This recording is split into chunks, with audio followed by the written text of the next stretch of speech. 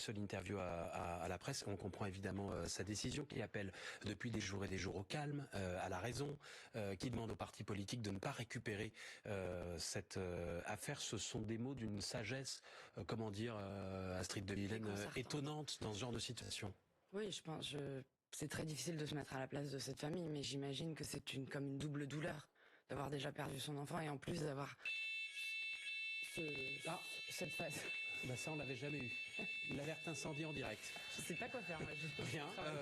Je vais tenter peut-être, mais qui sait, de lancer le fil info. Il se trouve que le fil info se fait 2 étages au-dessus. Peut-être qu'on échappera à l'alarme incendie. Marie Maheu, si vous m'entendez au milieu de l'alarme, c'est à vous pour le fil info à 9h19. Toiture arrachée, fil électrique au sol. Les habitants de Bihucourt dans le Pas-de-Calais sous le choc après le passage d'une tornade qui a dévasté une centaine de maisons sur la commune.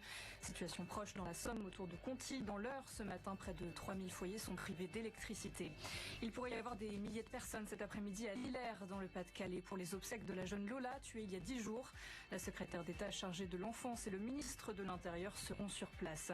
Il faut beaucoup plus de moyens pour la pédiatrie après l'appel lancé par plus de 5000 soignants. Le gouvernement a débloqué 150 millions d'euros et annonce l'activation de plans blancs là où c'est nécessaire.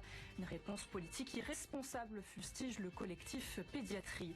Et puis une paix est possible quand les Ukrainiens le décideront et selon leurs termes. Déclaration d'Emmanuel Macron à l'ouverture d'un sommet pour la paix à Rome hier. Dans le même temps, les Russes accusent désormais Kiev de vouloir utiliser une bombe sale. Les États-Unis, la France ou encore le Royaume-Uni disent rejeter des allégations fausses et des textes à l'escalade.